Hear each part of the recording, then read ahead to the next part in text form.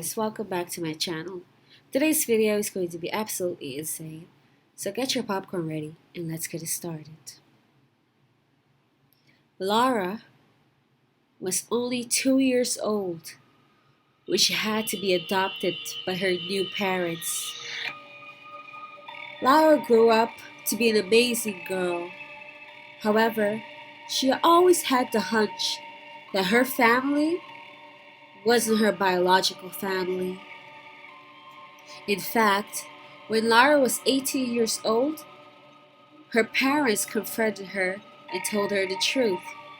Blatantly, Lara, you're adopted. I hope this doesn't change anything about our connection or how you feel about us. Lara took this news quite simple. She wasn't afraid. She wasn't mad.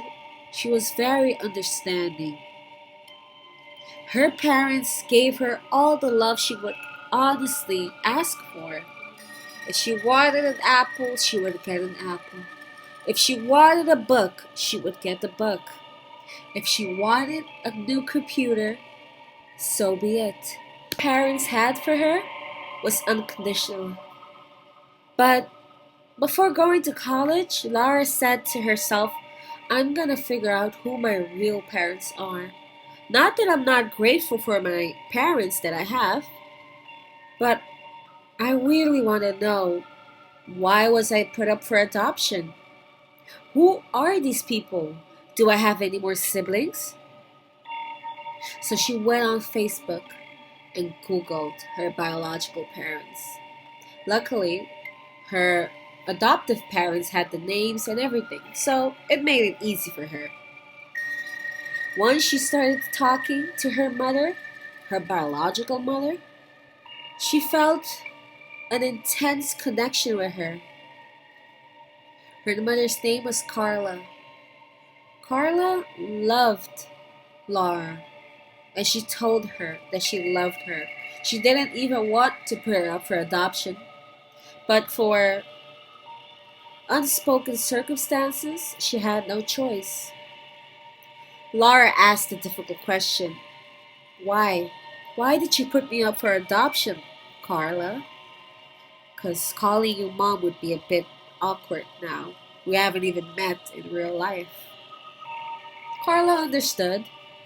She said that me and your father weren't getting along. We fought a lot. We disagreed on many things. So, I figured the best option was to make you live a better life. For you not to witness all these fights that we would have, but for you to be a successful young lady, which you are becoming. Carla, still confused, but still curious, asked if she had any more siblings, or was she the only child? Carla laughed. Carla said, You do. You have 2 other siblings, and 1 more on the way. Lara felt happy, but still angry. Why didn't you adopt them? She asked her adoptive parents. Why did she only adopt me? Well, Lara understood that her adoptive parents didn't have enough money to adopt her other siblings, so she couldn't blame them. Lara decided she's going to move out of her adoptive parents' house into her biological parents' house in the quest to understand them more, in the quest to wonder how her life would have turned out if she was never adopted. On January 1st, Laura moved in. It was wonderful. Her parents were awesome. She can now finally connect with Carla. And even better, she can connect with Steve, her biological father. Steve treated her very well in the first days. But as soon as Carla would leave to work, Steve would ask Laura some odd questions. He started asking her when she got her first period. Laura asked, "Why do you want to know that, Steve?" He said, "Just out of curiosity. I want to know if my daughter is fertile." She said, uh, "I got it when I was 12, Steve." "Oh, that's good, Laura. That's very well. That's good." Steve asked Laura if she had loosened her virginity yet. Laura said, "No, I'm a virgin, Dad." Steve asked Laura another more question. Steve asked Laura if she found him attractive. At this moment, Laura felt like she didn't want to upset him. She wanted to be liked. This was her opportunity to finally meet her parents. She wasn't gonna ruin it, so she said, "Yes, you're very handsome, Steve." Steve said, "You can call me Dad." "Okay," Laura said. "Okay, Dad. Yes, you're quite a handsome man. I got your looks." Steve laughed. He said, "You did. You sure did." The door starts knocking. "Steve, open the door! Open the door!" That's Carla. She's a crazy woman. "You're lucky you didn't turn out like her, Laura," said Steve. He opened the door, and Carla looked. She looked as if she saw a ghost. She asked Steve, "What are you doing here with her? I thought you were going to find a job or something. I don't trust you. I don't trust you near my daughter." "It's my daughter too, Carla." Lara felt uncomfortable at that moment, so she decided to go to home. She drove back an hour back home. Her biological parents were nice, but they were odd, especially Steve. She went back home feeling mixed emotions. Her adoptive parents asked her, "How did it go?" She said it went fine, thank you, as she barged into her room, feeling quite weird and awkward about the whole thing. The next day, she went over to Steve and Carla's place. Today, she was going to meet her siblings. But once she got there, she met her siblings in a weird manner. Her siblings were tied to a bed, and they were chained up like a dog. Laura felt uncomfortable. She asked Steve and Carla to let her go. She wanted to leave and go back home so she could tell her adoptive parents what she just saw, and so she could report her biological parents for abuse, for negligence. Her siblings looked like they were starving, like they've been chained up for years. However, when Lara went to open the door, it was locked. Steve told her, "You're not leaving.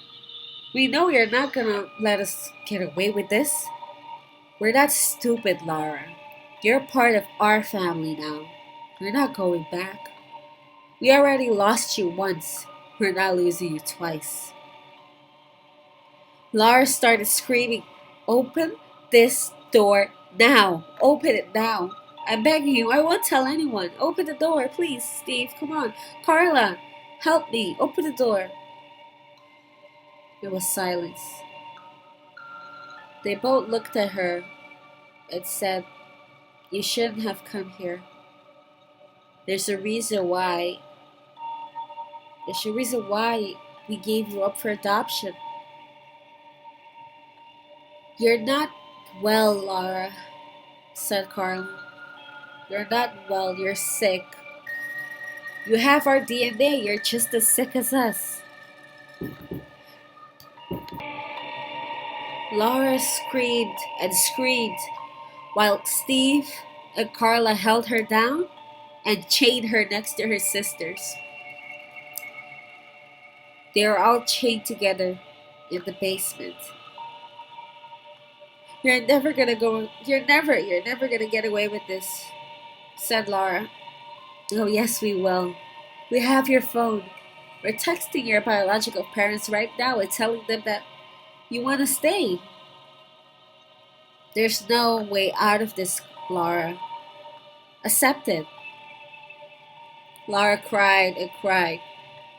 Eventually, the parents left, so she tried to talk to her siblings, but the siblings didn't understand her. They couldn't speak. It's like they haven't interacted with other human beings in so long that they were afraid of her.